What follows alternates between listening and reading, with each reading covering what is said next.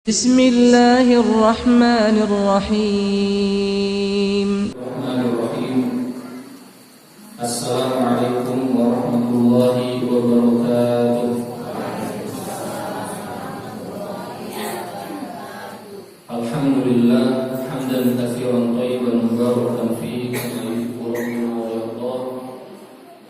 Wa sallallahu ala nabiyyina Muhammadin wa ala alihi wa ashabihi wa man tabi'ahum bi ihsanin ila yaumiddin. Asyhadu an la ilaha illallah wa asyhadu anna Muhammadan 'abduhu wa rasuluh. Allahumma la ilma lana illa ma 'allamtana innaka antal alimul hakim. Allahumma anfa'na bima 'allamtana wa 'allimna ma yanfa'una wa zidna ilman. Jamaah Masjid Al-Amal a'azzakumullah. Alhamdulillah, di malam hari ini kita kembali dipertemukan oleh Allah Subhanahu wa taala di salah satu rumahnya. Semoga pertemuan kita di malam hari ini pertemuan yang mendatangkan rahmat, keberkahan dan ampunan dari Allah Subhanahu wa taala. Amin. Insyaallah malam hari ini kita akan melanjutkan pembahasan kitab Hadis Arba'in An-Nawawiyah, 42 hadis yang disusun oleh Imam Abu Zakaria Yahya bin Syaraf An-Nawawi rahimahullah ta'ala yang wafat tahun 676 Hijriah. Hari ini kita masuki hadis ke-21 insyaallah, dan kita seperti biasa akan baca hadisnya bersama-sama. Saya akan bacakan, diikuti. Bismillahirrahmanirrahim. Bismillahirrahmanirrahim. An Abi Amrin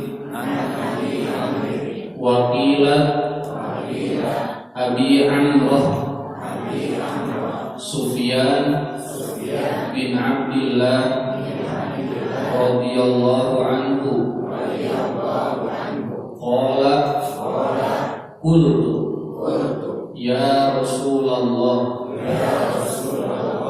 qulli fil islami qawlan la as'alu anhu ahadan ghairaka qala qul amantu billah tsumma istaqim.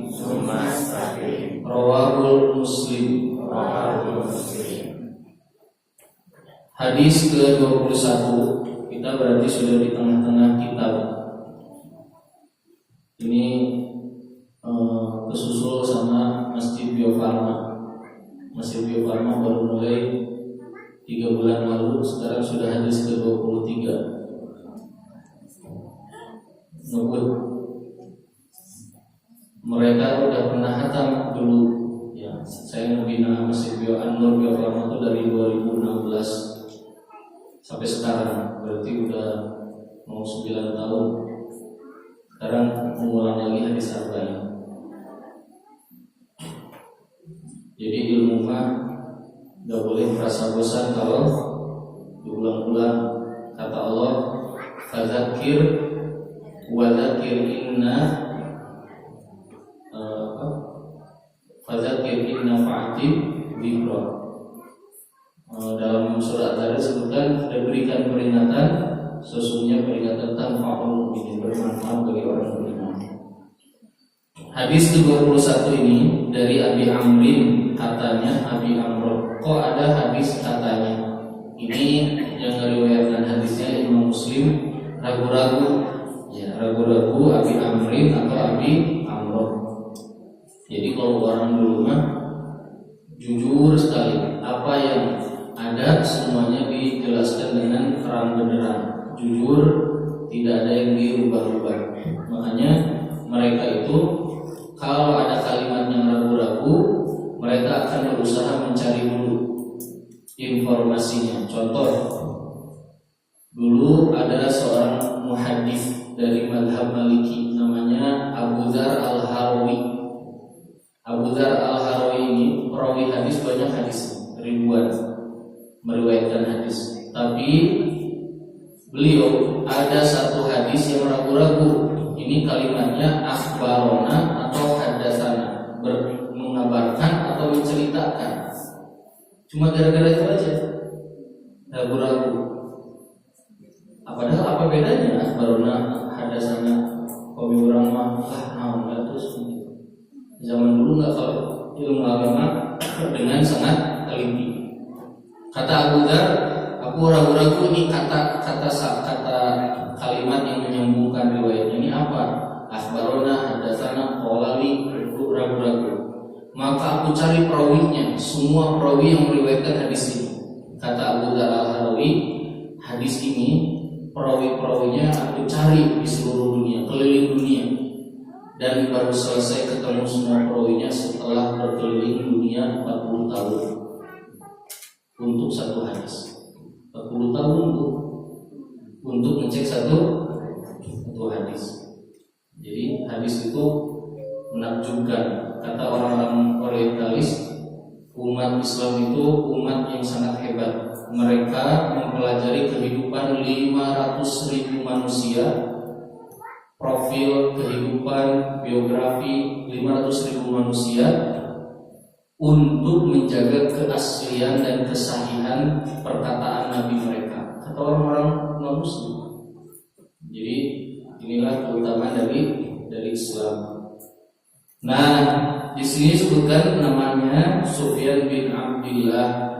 Sufyan bin Abdillah radhiyallahu anhu mengatakan, "Qultu, aku berkata, wahai Rasulullah, katakan kepadaku, nasihati aku, ya, kasih tahu aku sebuah perkataan di dalam Islam yang enggak akan aku tanyakan ke yang lain." Kemudian Nabi mengatakan, katakanlah aku beriman kepada Allah, kemudian istiqomahlah. Hadis riwayat Muslim. Hadis ini hadis yang agung dan hadis Jawami'ul Kalim, kalimat pendek tapi maknanya sangat mendalam. Hadis ini pertama, faedah yang bisa kita ambil dari hadis ini, yang pertama yaitu semangatnya para sahabat mencari tahu dalam urusan agama yang bisa menyelamatkan dirinya di dunia dan di akhirat.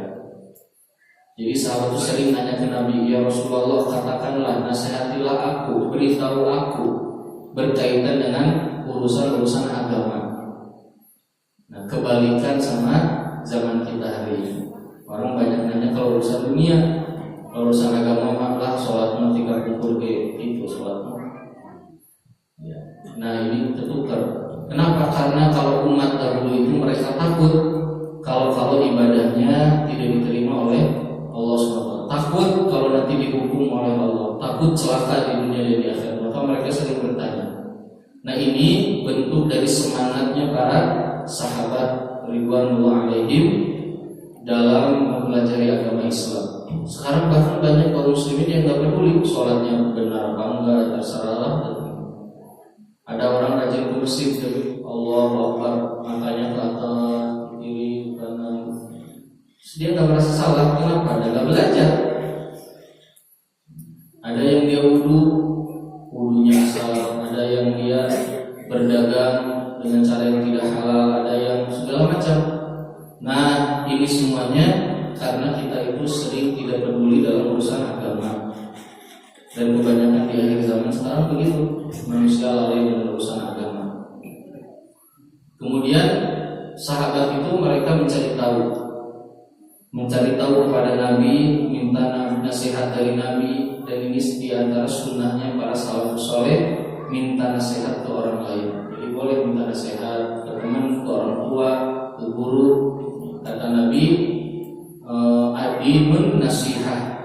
Din itu adalah nasihat. Hadis berapa tuh? Hadis ke-7. Adinun nasihat. Kata Nabi, din itu adalah nasihat.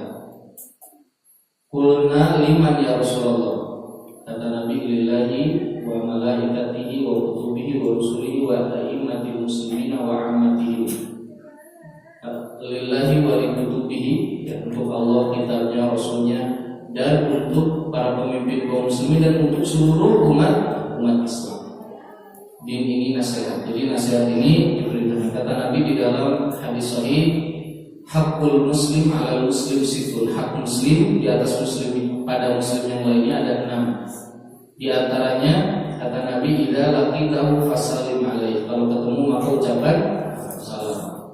Dan di antaranya salah satunya wa idas tansahaka fansahu. Kalau minta nasihat maka kasih nasihat. Itu hak orang lain dari kita. Nah, sahabat bertanya ke Nabi tentang agama, dan ini butuh perhatian. Suka penasaran gak, Bu? Urusan agama, saya belum tahu apa ya, gitu. Nanya ke orang. Atau baca Quran gak ngerti, nanya, pernah gak? Saya bingung nih, surat Al-Hadiyah itu apa sih isinya? Nanya ke orang. Atau gak peduli, udah deh. Nah, kebanyakan kita kan gitu, dilewat aja. Ini di dalam Al-Quran ada ayat pujinya, kata Allah, dan demikianlah kami berikan permisalan-permisalan di dalam Al-Quran. Kata Allah di ujung ayatnya, wa ma ya'qiluha illal alimun. Gak ada yang ngerti tentang permisalan dalam Al-Quran kecuali orang berilmu. Ada seorang sahabat langsung dia menundukkan kepalanya dan dia mengatakan, aku bodoh. Ada permisalannya aku gak ngerti. Dan Allah bilang tidak ada yang tahu permisalan kecuali orang berilmu, dan aku bodoh. Nah, ini betapa perhatiannya orang-orang dahulu terhadap agama. Makanya mereka dimuliakan oleh Allah Subhanahu wa Ta'ala. Kalau kita kan mengejar dunia, agama nggak dapat, dunia dapatnya sedikit. Dulu ada seorang sahabi namanya Abu Zaid, meriwayatkan di dalam hadis surat Bukhari. Kata beliau, kami pernah sedang perang, kelaparan, makan cuma di daun-daun lagi perang, lagi istirahat. Kata beliau, ketahuilah kami yang makan dedaunan ini, yang miskin, lapar, beberapa tahun kemudian kami menjadi pemimpin di penjuru dunia. Itu para sahabat, mereka berpencar. Hudzaifah ibnu Yaman itu sampai ke Armenia, Azerbaijan, jadi pemimpin di berbagai negara. Bukan jadi camat, wali kota, bukan.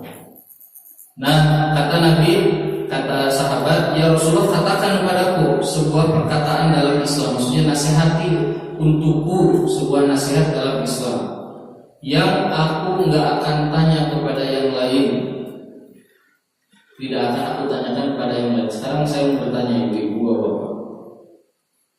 Memangnya sahabat itu mungkin bertanya kepada selain Nabi? Mungkin enggak di zaman sahabat? Di zaman Nabi ada Nabi nanyanya ke Nabi? Mungkin enggak? Mungkin enggak dalam urusan agama? Mungkin. Apabila sahabat-sahabat junior bertanya kepada sahabat yang senior, atau sahabat yang baru masuk Islam belajar ke sahabat-sahabat yang sudah lama masuk Islam, atau sahabat yang lama pergi ke luar negeri untuk memimpin daerah-daerah tertentu, balik ke Madinah belajar ke sahabat-sahabat yang lama bersama Nabi. Nah, jadi dimungkinkan. Kemudian kalimatnya pendek banget. Kata Nabi, qul amantu billah. Katakanlah aku beriman kepada Allah. Apa yang dimaksud oleh Nabi? Katakan aku beriman kepada Allah. Sekarang semua muslim coba di daerah Cipicu bertanya, kamu beriman enggak? Beriman, semua orang beriman. Apa sih definisi iman itu? Iman itu ketika dikatakan katakanlah, berarti mengucapkan iman. Yang dimaksud adalah qaulul lisan wa qaulul qalbi. Ucapan dengan lisan dan diyakini di dalam hati. Jadi bukan cuma ucapannya. Kamu muslim, iya muslim, tapi dia juga harus beriman hatinya. Dan lebih lengkap lagi, iman itu adalah i'tiqadul qalbi, keyakinan hati, ucapkan lisan, dan perbuatan anggota badan. Kalau ada orang misalnya, Bu, kenapa nggak nutup aurat? Yang penting hatinya solehah. Yang penting yang dijilbabin mah hatinya dulu. Gimana menjilbabin hati? Susah masukin jilbab ke hati. Ya. Nah, kalau ada orang tidak menutup aurat dan bilang yang penting hatinya solehah atau soleh hatinya, ini perkataan keliru. Kenapa? Karena apabila hati seseorang itu soleh, pasti ucapan juga soleh dan perbuatan juga soleh. Gak mungkin sekarang ada orang mabok lewat masjid Al-Amal, Kang, atau ngaji tobat yang soleh.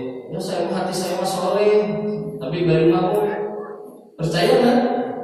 Nggak percaya. Kenapa? Karena kondisi hati itu dilihat dengan ucapan dan anggota badan. Maka kalimat qul amantu billah maknanya adalah mengikrarkan diri bahwa kita beriman kepada Allah, meyakini, mengetahui dan menjalankan apa-apa yang datang dari Allah. Kita meningkatkan ketauhidan kepada Allah. Imam Ibnu Qayyim bilang begini, Anda kalau susah lepas dari dosa, kata Imam Ibnu Qayyim, susah lepas dari dosa, caranya kenali Allah yang benar, kenali sifat-sifat Allah, nama-nama Allah, keagungan Allah, maka Anda lama-lama bisa meninggalkan dosa. Karena bisa jadi orang banyak dosa dan gemar melakukan dosa karena nggak kenal Allah, jadi dia tidak takut kepada Allah Subhanahu wa Ta'ala. Kalau dia kenal Allah, dia akan takut bahwa Allah yang menguasai di alam semesta ini. Kita kalau berdoa suka dikabulkan oleh Allah. Kenapa Allah mengabulkan doa kita? Agar kita tahu bahwa Allah Maha Kuasa ngasih apapun yang kita minta. Kata Allah, wa atakum min kulli ma sa'altum, surat Ibrahim. Aku beri kepada kalian apapun yang kalian minta. Wa atakum min kulli ma sa'altum, kata Allah, wa in ta'uddu nikmatallahi la tuhsuha. Kalau dihitung nggak bisa ngitung. Nah, terkadang doa kita juga tidak dikabulkan, betul nggak? Kenapa kok Allah nggak mengabulkan doa saya? Untuk ngasih tahu ke kita Allah maha kuasa nolak, maha kuasa menerima dan menolak. Allah punya kuasa, nggak bisa diatur oleh makhluk. Nah, semakin kita banyak keimanan kepada Allah tentang tauhid, lihat bagaimana Allah mengatur alam semesta, bagaimana Allah mengatur diri kita, ini akan menambah keimanan dan lama-lama dosa bisa kita tinggalkan. Karena kata Imam Ibnu Qayyim, kalau ini Masjid Al-Amal. Masjid Al-Amal ini ada pondasinya. Kalau masjid ini bangunannya mau di tingkat 7 tingkat, 10 tingkat, bisa nggak pakai pondasi ini? Nggak bisa. Maknanya kata Imam Ibnu Qayyim, kalau Anda ingin punya bangunan yang sangat tinggi dalam kehidupan Anda sebagai seorang muslim, fondasi imannya kepada Allah harus kuat. Kalau nggak kuat, kita itu hidupnya ikut-ikutan, latah. Lagi ramai apa ikut-ikutan, lagi ramai apa ikut-ikutan. Kemarin kemudian saya cerita di YouTube kemarin beberapa waktu lalu ada viral anak-anak tahfidz di Afrika, anak kecil lagi viral dibaca surat Maryam. Qala inni Abdullahi atani al-kitaba wa ja'alani nabiyyan wa ja'alani mubarakan aina ma kuntu. Wah, lagamnya segala macam terkenal, viral di mana-mana. Terus ngapain orang-orang Indonesia yang suaranya bagus pada bikin videonya? Pak podcaster, YouTuber pada bikin, baca cuma dari itu aja. Ayo kita belajar lagam qala ini Abdullah. Ini orang Afrika ini hafalnya dari Al-Fatihah. Bukan kalau ini Abdullah aja. Kita itu nggak punya iman, makanya hidup beragamanya ikut-ikutan doang. Ketika ini sudah tidak viral, kita hafal. Masih hafal nggak? Udah nggak hafal. Karena cuma ikut-ikutan doang. Nah, ini nggak boleh kata Ibnu Qayyim. Kalau Anda ingin punya bangunan agama yang kuat, fondasinya harus kuat. Ketika fondasi sudah kuat, Anda mau bikin bangunan berapa tingkat pun bisa. Kalau bangunannya, kalau fondasinya tidak kuat, nanti dia mudah roboh. Di Bandung beberapa tahun lalu lagi viral daurah jazariyah, matan tentang tajwid. Wah, di kota anak mahasiswa lembaga-lembaga pada bikin. Sampai saya punya murid guru bahasa Jepang, sekolah mengajar di sekolah SD mahal di Bandung lah. Kemudian dia curhat ke saya, Pak Ustadz, waktu lagi viral, saya pusing di sekolah saya diwajibkan menghafal jazariyah, matan tajwid. Katanya, kok nggak nyambung, ngapain ngapalin matan tajwid? Iya, jadi pimpinannya harus ikut daurah tajwid jazariyah, mewajibkan guru-gurunya guru bahasa Sunda, bahasa Jepang, bahasa jazariyah. Ngapain? Anda juz 29 aja nggak lancar, jangan sih hafalin Quran. Terus orangnya bilang, Pak Ustadz juga kan hafal. Saya ngafalin jazariyah setelah hafal Quran, bahkan setelah menghafal hadis, bukan ngafalin jazariyah itu. Sekarang matan daurah jazariyah itu yang tajwid itu sekarang sepi. Mana orang-orang yang memiliki Quran? Karena kita membangun ibadah bukan karena iman, bukan karena coba ya punten. Anak-anak yang dididik oleh kita yang bukan karena iman, dia gampang meninggalkan perintah kita. Benar. Tapi kalau kita bangun imannya, dia nempel kita pergi juga tenang. Dia akan melakukannya, melaksanakannya, karena tahu ini kenapa saya harus melakukan ini. Nah, jadi kata Ibu kalau ini punya bangunan yang besar, fondasinya harus kuat, yaitu iman kepada Allah. Kalau sudah fondasi kuat, bangunlah yang setinggi-tingginya dan itu aman. Kalau sudah bangun, sudah besar bangunannya, bangunan rumah itu kan harus indah dilihat, maka dicat, kata Imam Ibnu Qayyim. Nah, cat itu adalah akhlak, harus dihiasi dengan akhlak. Kata Imam Ibnu Qayyim, kalau sudah dihiasi dengan akhlak, itu rumah bakal jadi incaran musuh, pencuri, perampok, maka Anda harus bikin pagar. Nah, kalau sudah bikin pagar, maka pagar itu apa? Pagar itu batasan-batasan Allah, ilmu.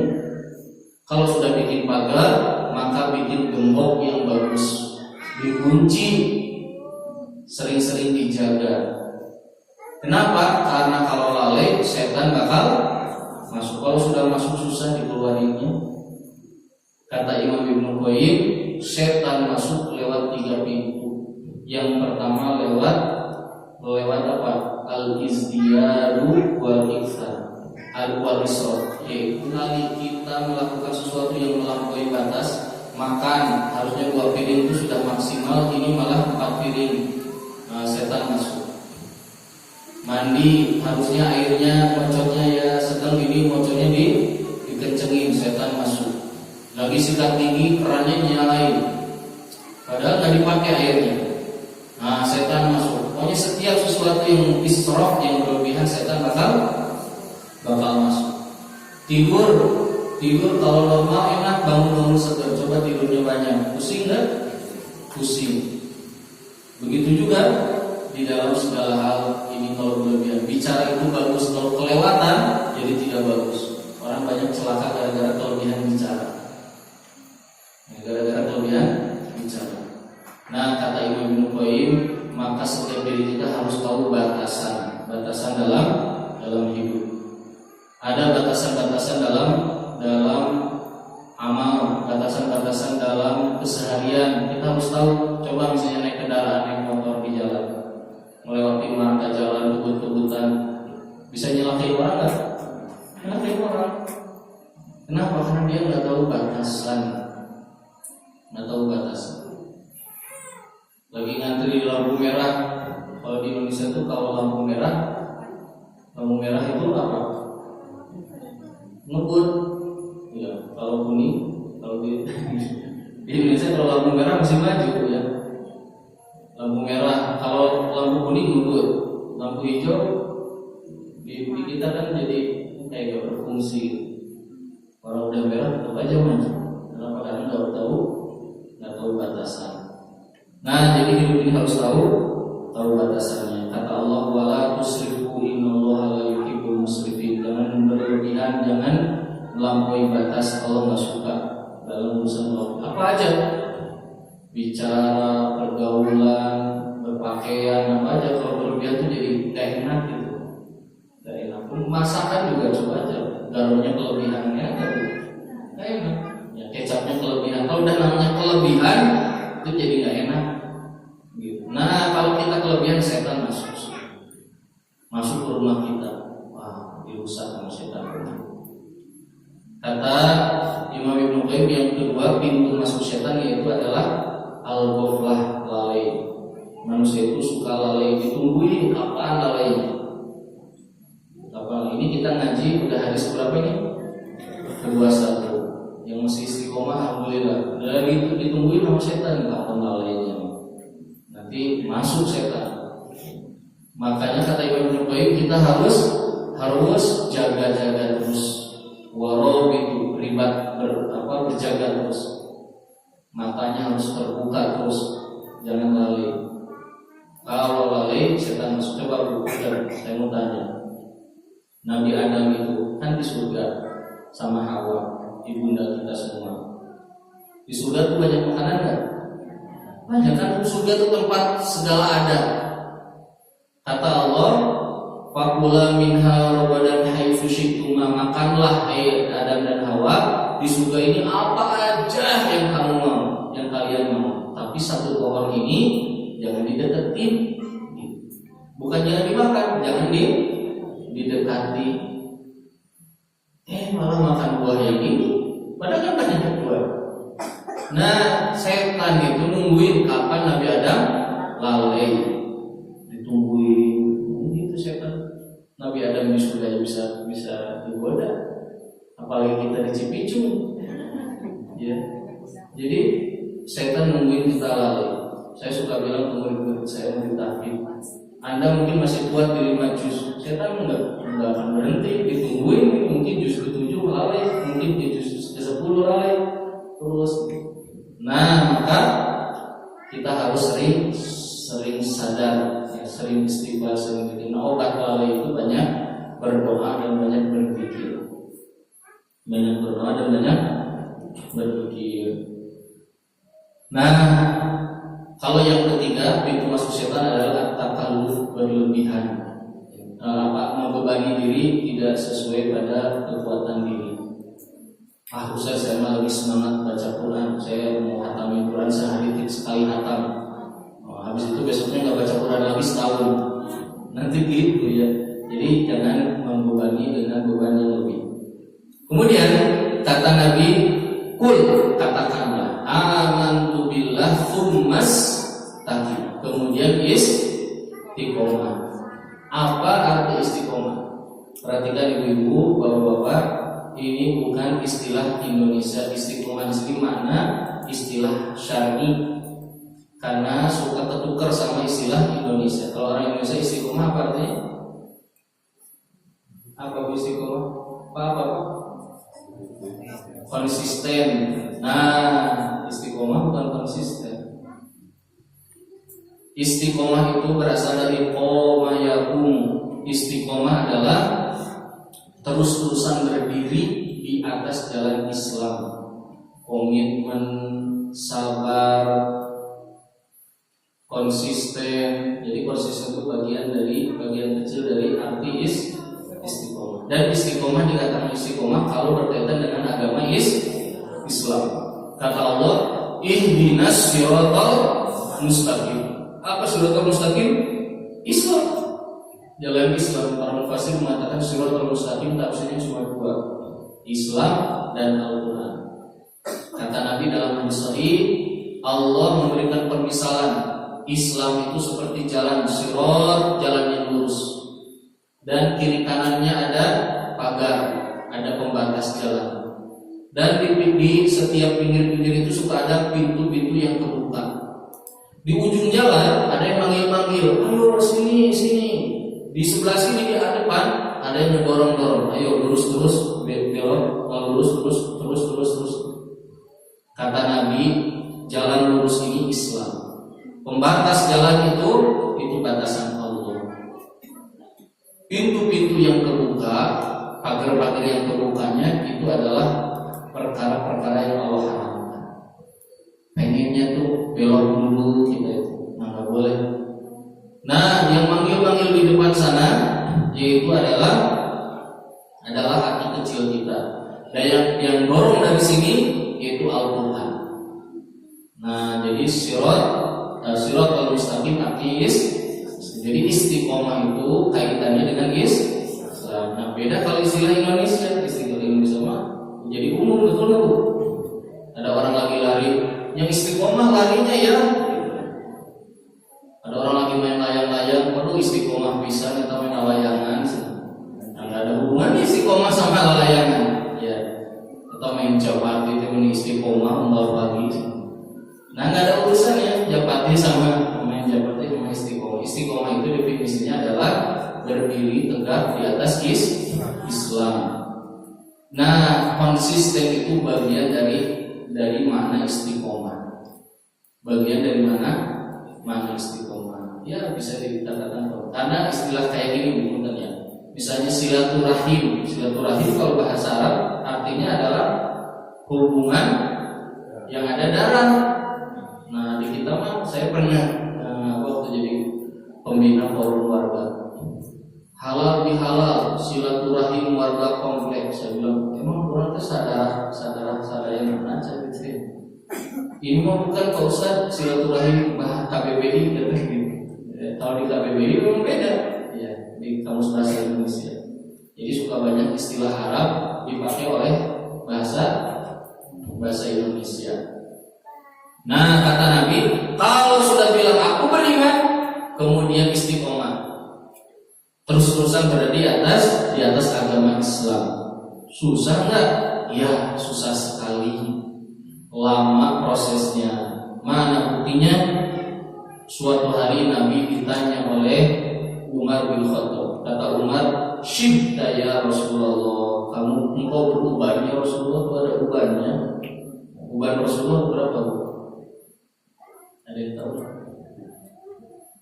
Uban Rasulullah menurut riwayat Ali ada 13 rambut di tubuh sahabat.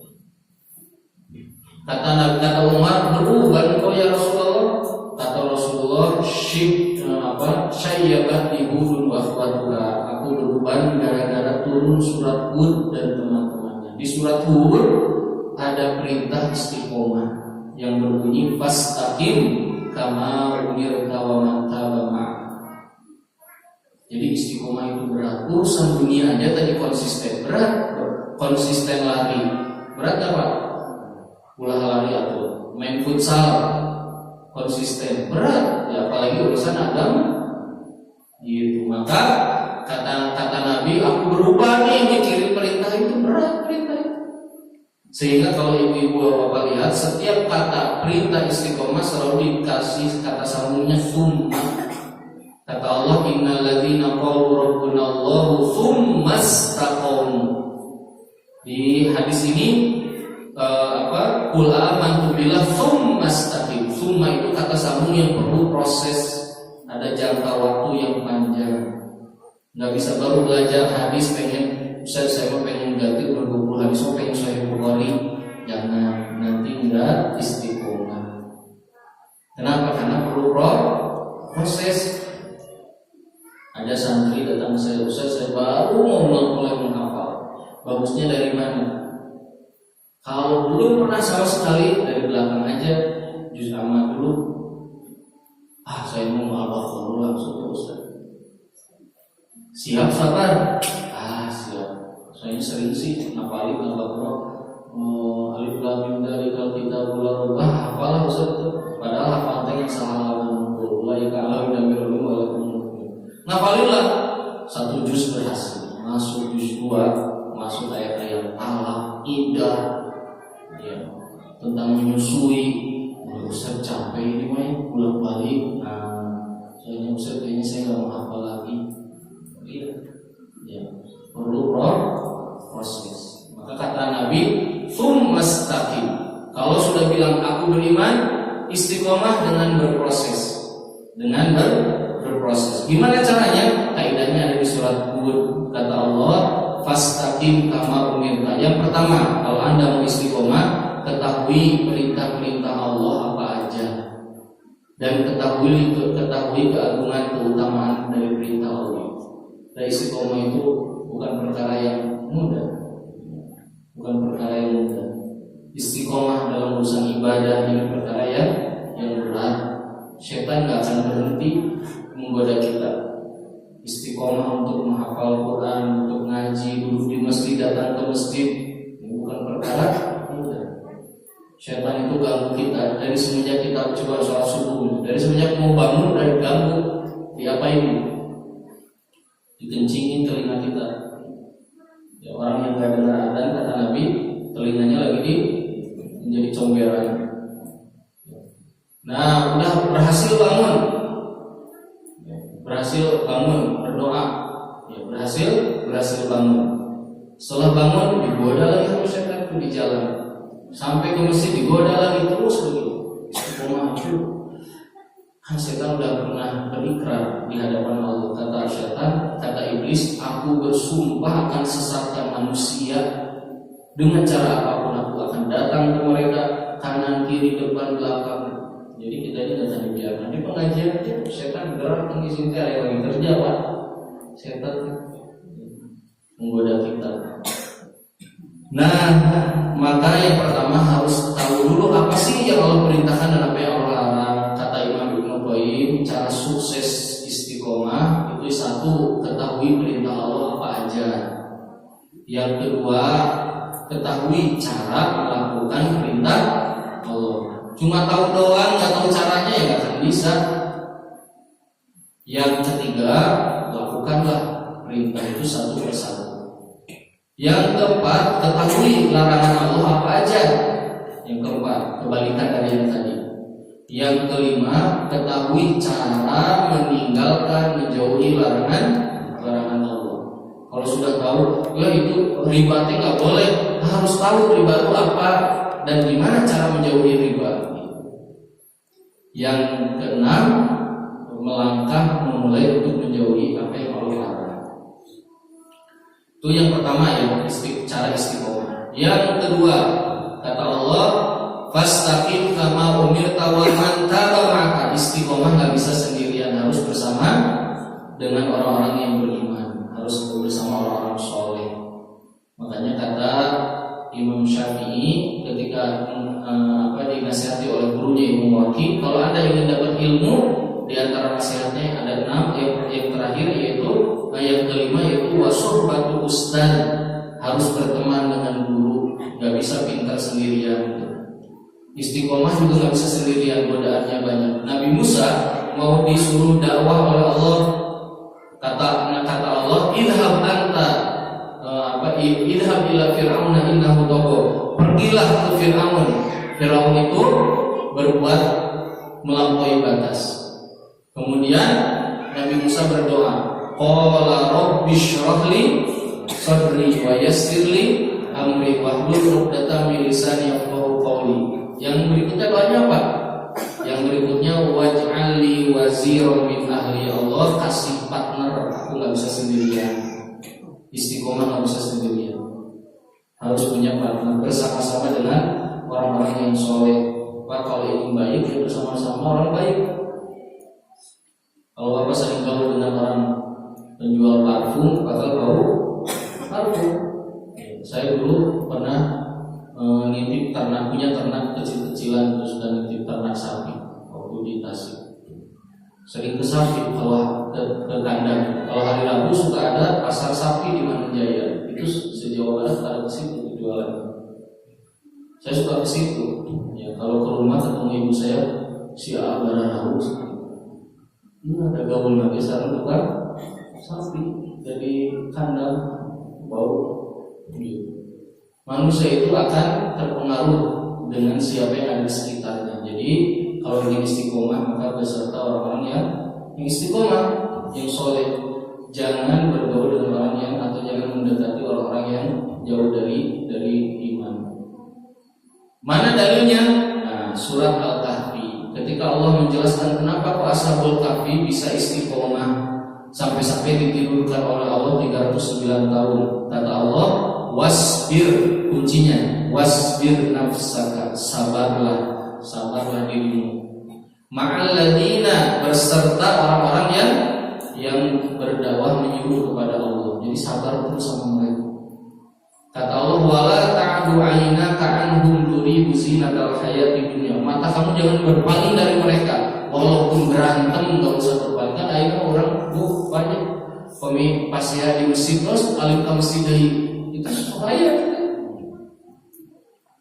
pana tata tinggal ka masjid abi kan sanes ketua DKM deui ayeuna Mas emang ka masjid itu ketua DKM ngumpul pana tar ka masjid emang sok tara di orang imaman saya ini aneh sekali kata Allah wala ta'du aina ka'anhum jangan berpaling enggak apa-apa berantem dikit mah santai aja dari dulu juga sering sahabat berantem apa biasa aja enggak gara-gara berantem terus keluar Islam pergi ke Romawi ke Persia enggak sabar aja gitu wala tuti' man aghfalna qalbahu an dzikrina jangan dengerin orang-orang yang jauh dari Allah jadi dengerin mah ya itu aja orang-orang yang baik gitu. Karena kalau lagi kesel sama orang baik minta nasihatnya ke orang yang buruk nanti ucapan yang buruk gak usah didengerin. Aku ngasih contoh saya punya murid kelas ibu-ibu menghafal Quran ini udah dari 2016 sama saya menghafal Quran udah lama ada salah satu murid saya nggak mau menghafal lagi saya nggak mau menghafal lagi mau berhenti kenapa ya takut saya dinasehati sama tetangga hati-hati loh menghafalin Quran kalau lupa di neraka bahaya hukumannya ngeri terus saya bilang itu yang menasehati hafal Quran enggak usah ngaji juga nggak bisa nggak suka ngaji juga ngapain didengerin ya. Kata Allah wala tuti' man aghfalna qalbahu an dzikrina jangan kau dengerin ucapan orang-orang yang lalai gitu. Nah ini istiqomah itu satu harus tahu tentang perintah-perintah Allah larangan Allah tentang ilmu syariat yang kedua harus bersama-sama wa fastaqim kamu wa man taba ma'aka harus bersama-sama dengan yang lain. Yang ketiga, istiqomah harus bertahap. Tidak bisa istiqomah di dalam agama kecuali bertahap. Makanya kalau ada orang misalnya datang, Ustaz saya mau belajar fikih, pengen kitab yang tebal, belum pernah belajar fikih yang lain, belum, nggak akan saya kasih. Kenapa ya? Anda akan istiqomah, Anda nggak akan kuat terus-terusan. Istiqomah dalam thalabul ilmi. Jadi kita itu harus bertahap sedikit demi sedikit. Nah ini hadis yang luar biasa berkaitan dengan perintah istiqomah. Dan memang istiqomah itu dan kenapa itu istiqomah itu susah dalam agama ya. Ini istiqomah dalam agama ya. Maknanya dalam agama. Terus-terusan di atas agama. Karena manusia itu sering bosan, betul nggak bro? Sering bosan. Punya sifat bosan. Manusia itu punya sifat tergesa-gesa. Kulikul insanu min ajal kata Allah. Manusia diciptakan dengan sifat tergesa-gesa, pengennya cepat. Kapan hadis arba'in teh beres? Pengennya cepat. Tergesa-gesa. Tahu nggak bu?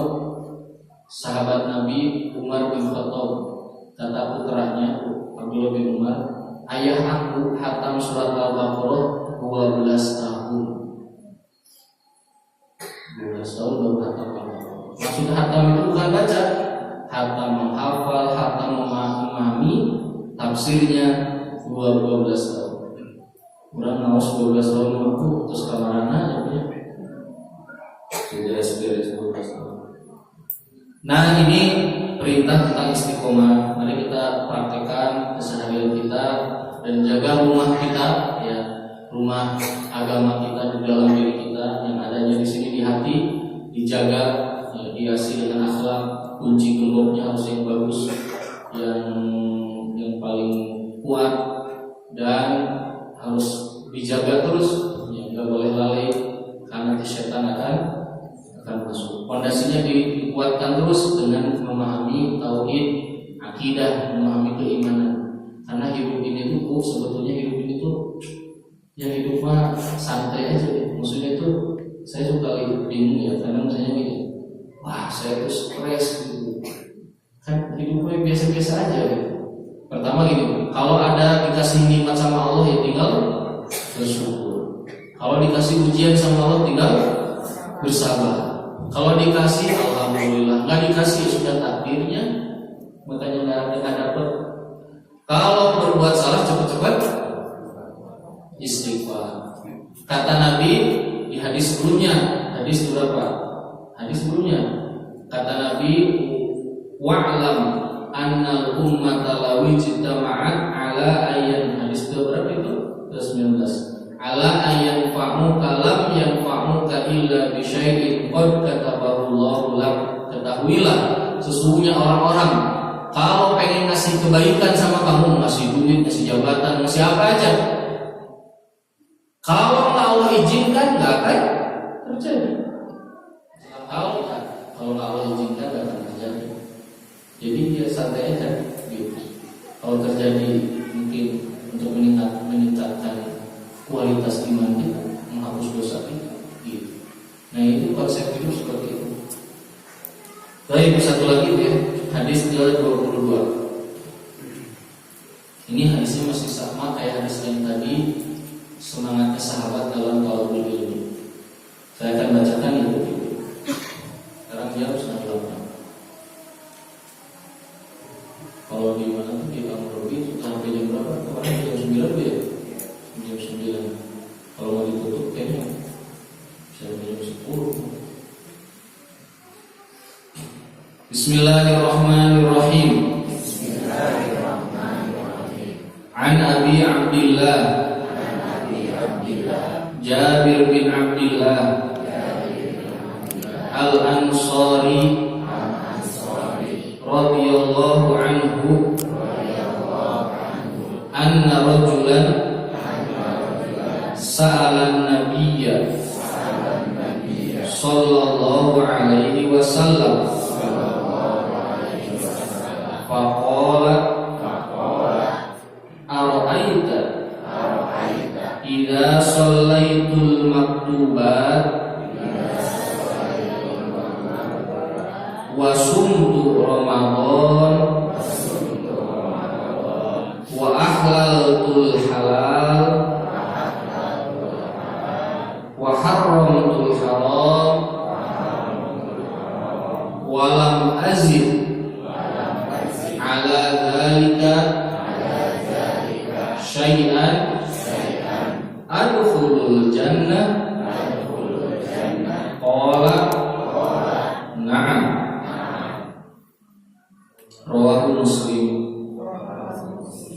Hadis ke-22 dari Abu Abdillah Jabir bin Abdillah Al-Ansari. Ini Jabir bin Abdillah salah satu sahabat Ansor yang riwayatnya banyak. Ada sahabat yang top 5 sahabat terbanyak riwayatnya. Di antaranya Jabir bin Abdillah. Ada seseorang bertanya kepada Nabi. Lihat, sahabat itu sering bertanya. Makanya sebetulnya Bapak Ibu ya, Nabi itu jarang ceramah. Coba lihat, ratusan ribu hadis Nabi. Mungkin hadis tentang Nabi ceramah itu 3 atau 5, nggak nyampe 10 dari ratusan ribu hadis. Kebanyakan Islam itu diajarkan oleh Nabi hasil dari tanya jawab. Begitu, hasil dari tanya jawab. Kenapa sekarang jadi ceramah terus ya? Di mana-mana. Padahal kalau dilihat coba aja Bukhari, Muslim, mana hadis Nabi? Nabi berceramah isinya ini, ada nggak? Nggak ada. Ya. Cuma tentang khutbah nikah ada, terus tentang khutbah Id ada. Paling nggak nyampe 10 dari ratusan ribu. Kebanyakan tuh sahabat nanya, atau Nabi yang nanya. Gitu. Ini kalau itu ngikutin cara Nabi harusnya gitu. Mau dirubah di alamat. Jadi kalau kajian saya langsung nanya gitu. Atau ibu ini misalnya. Atau materi sedikit, habis itu tanya jawab. Kenapa dulu jarang ada ceramah? Karena pinter-pinter sahabat. Jadi mereka itu ketika turun ayat mereka langsung bisa paham. Jadi yang ditanyakan sedikit. Nabi itu nggak banyak menceritakan tentang tafsir. Coba saya tanya, Nabi pernah nggak nafsirin ayat itu misalnya gini, Alif Lam Mim artinya begini, dzalikal kitab, nggak ada tafsir kayak gitu. Kenapa? Sahabat udah ngerti, udah tahu itu artinya apa. Kecuali yang mereka nggak tahu, Nabi ditanya oleh sahabat. Nah itu satu. Yang kedua, hadis ini juga berkaitan dengan semangatnya para sahabat belajar agama. Ini ada laki-laki datang ke Nabi dan bilang, wahai Rasulullah, jika aku sholat 5 waktu, perhatikan ya di sini. Jika aku sholat 5 waktu, saum di bulan Ramadan dan menghalalkan yang halal dan mengharamkan yang haram, aku nggak nambah dari itu semua, cuma tadi itu aja, bisa masuk surga? Kata Nabi, iya. Pertama, ini pertanyaannya hebat dan keren. Coba sama ibu lihat. Jika aku sholat 5 waktu dan saum di bulan Ramadan, di sini ada rukun Islam yang lain kan? Nah, kenapa ya? Karena sebagian muhadis mengatakan ini yang bertanya bisa jadi orang miskin yang tidak zakat. Jadi dia buat apa saya nanya tentang zakat? Oh, saya mustahil. Berarti pintar. Dan dia tidak bisa haji karena nggak punya biaya untuk haji. Makanya nggak ditanyain tentang haji. Gitu. Makanya ditanya cuma saum dan sholat aja. Nah, kemudian wa ahlalul halal, maknanya adalah menjalankan, mengambil apa yang Allah halalkan dan meninggalkan apa yang Allah haramkan. Udah selesai itu, rukun Islam selesai, terus urusan muamalah dan yang lainnya juga selesai. Maka ketika nanya kalau nggak aku tambah masuk surga, iya masuk surga. Kamu nggak wajib zakat, nggak wajib haji. Nah, yang halal haram udah kamu pahami, sudah masuk surga. Nah, faedahnya dari pertanyaan sahabat ini menunjukkan bahwa yang pertama diperhatikan oleh sahabat ini adalah perkara-perkara yang wajib dalam urusan agama. Bunda Bu ya, bedanya orang-orang dulu dengan kita. Orang dulu itu fokus sama ngerti mana prioritas. Sahabat itu nanya yang wajib dulu, habis itu baru yang sunnah-sunnahnya. Jadi yang wajib itu harus diperhatikan. Seperti dalam hadis qudsi kata Nabi, kata Allah, "Ma wa ma taqarraba ilayya 'abdi." Tidaklah hambaku mendekatkan dirinya kepadaku yang lebih aku cintai dari apa yang aku wajibkan. Jadi harus yang wajib-wajib dulu yang kita perhatikan. Nanti setelah itu baru kita lanjutkan yang sunnah. Nah, kita kebalik, kita sering yang sunnah diributin, yang diperhatikan, yang wajibnya ditinggalkan, yang wajibnya malah ditinggalkan. Kalau sholat id ramai pisan kamar masjid, sholat pada sholat id sunnah, ay sholat wajib tara kamar masjid, gitu. Yang diperhatikan bukan yang wajib. Iya, keburu khatib, keburu mulai itu mau sholat id cepetan, nabi ngantri segala macam. Kau takut ketinggalan ay subuh gitu. Habis sholat maghrib bisa enggak gitu. Nah, lihat sahabat itu masih tahu, mulai itu yang wajib dulu perhatiin gitu. Jadi kita kadang meributkan sesuatu yang urusan sunnah, ngeributin, ini kok nggak kunut sih sholat subuhnya, yang ini kunut, kunut mah urusan khilafiyah sunnah gitu. Yang harus diperhatikan adalah yang wajib-wajibnya. Ada sebuah masjid cerita senanya saya, Ustaz, ini di masjid ramai. Jadi imamnya dari ruku harusnya kan sami Allahu liman hamidah. Ini imamnya Allahu akbar ngalamun berenang. Allahu akbar, di belakang pada bilang apa? Subhanallah. Wah, ribut. Si imam kan udah berdiri, nanya balikan deui. Allahu akbar jadi sami Allah. Ya langsung aja sujud. Yang belakang nanya subhanallah, benar kan lah eta maksudnya gitu. Si sami Allah dibaca gitu. Terus nanya gimana enggak apa-apa, sah salatnya. Ya, kalau bahkan enggak ngucapin apa-apa juga sah, itu boleh sunnah. Yang wajib takbir itu cuma yang awal aja takbiratul ihram. Terus itu sunnah, kenapa ribut? Pernah nggak ngeributin imam misalnya baca Al-Fatihahnya nggak benar? Banyak yang biasa-biasa aja dari imam. Nah, karena kita ini tidak tahu prioritas dalam agama. Kalau ingin selamat, bereskan dulu yang wajib. Kenapa? Karena dalam hukum Islam mustahil ada orang yang hebat perkara sunnah kalau yang wajibnya belum baik. Mustahil orang rajin qiyamul lail kalau sholat wajibnya nggak benar. Saya ulangi lagi ya, mustahil rajin qiyamul lail kalau sholat wajibnya nggak benar. Ustaz, abdi mah jarang ke masjid, tapi qiyamul lail mah rutin dah, alhamdulillah. Bohong, ya. Nggak mungkin siapa yang bisa begitu. Karena nggak akan dimudahkan oleh Allah perkara sunnah kalau yang wajibnya dia nggak bisa melakukan. Saya mah Ramadan mah tarawih, tapi saum Senin Kamis nggak mungkin. Ya, kalau yang wajib ditinggalkan yang sunnah dia lakukan. Jadi kita harus mendahulukan yang wajib setelah itu baru yang sunnah. Kenapa? Karena yang sunnah tidak bisa kita sempurnakan kecuali yang wajibnya kita lakukan dengan baik, dengan benar. Nah, ini kaidahnya di dalam agama. Nah, sahabat ini nanya, ya Rasulullah, kalau aku sholat yang wajib, saum Ramadan, dan sebentar lagi Ramadan, insyaallah. Mudah-mudahan kita diberikan umur sampai Ramadan. Kemudian menghalalkan apa yang Allah halalkan, maksudnya mengambil yang halal-halal dan meninggalkan yang haram-haram. Maka apakah aku masuk surga? Kata Nabi, ya. Maknanya sahabat ini ingin tenang, ingin dapat jaminan. Nah, ini juga faedahnya apa? Perhatian sahabat dalam urusan hidup. Kita itu suka bingung kalau urusan dunia, tapi nggak pernah khawatir dalam urusan apa? Akhirat. Khawatir nggak sih? Kita itu amal kita dikit, tiba-tiba dicabut nyawa kita malam ini misalnya. Apa coba? Dosa banyak, dihisab amal sedikit.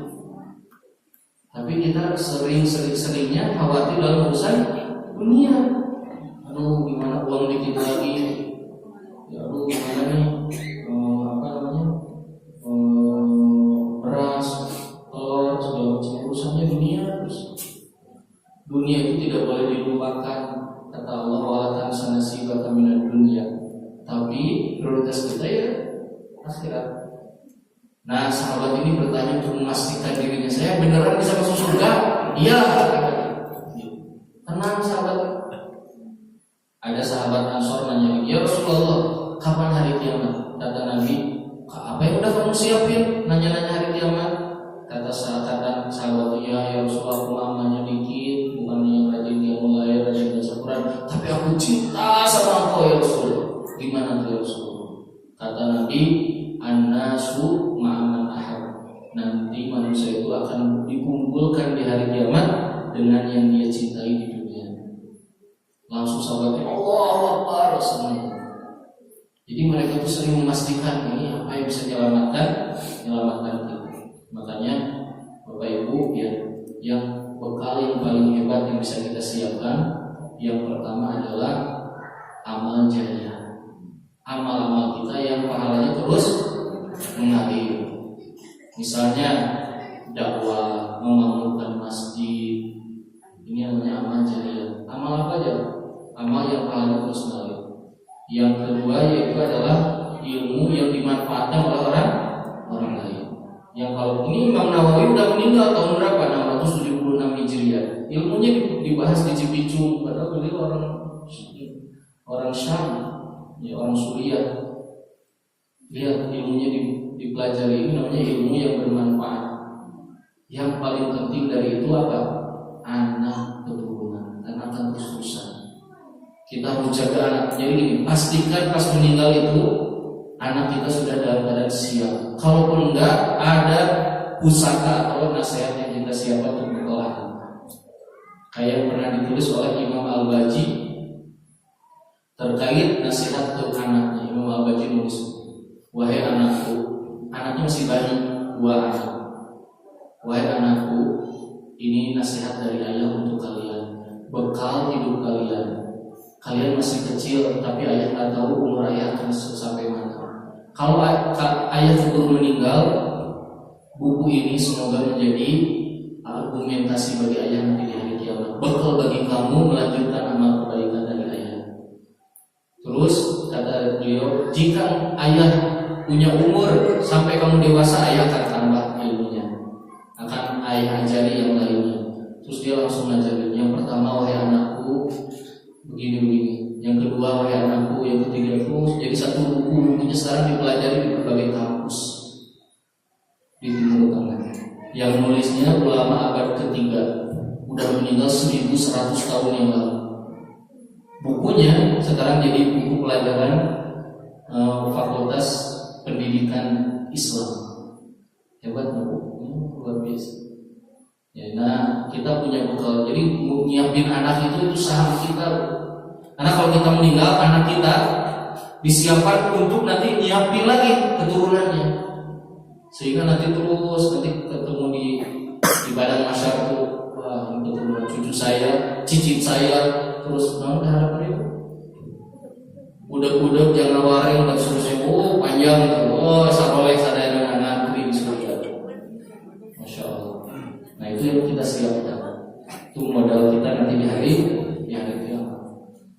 Kalau kita punya anak, ya dibiarin aja, nggak dididik, nggak diajarin Islam, udah balik belum ngerti mana yang wajib, mana yang sunnah, mana yang haram, nah ini bahaya sekali.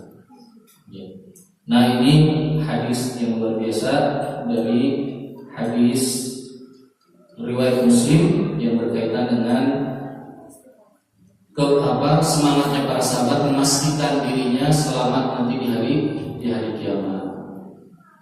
Ya mungkin sampai sini dulu pembahasan hadisnya, kan kita bakal banyak tanya jawabnya. Astagfirullahaladzim wa akhiru da'wana alhamdulillahi rabbil alamin. Wassalamualaikum warahmatullahi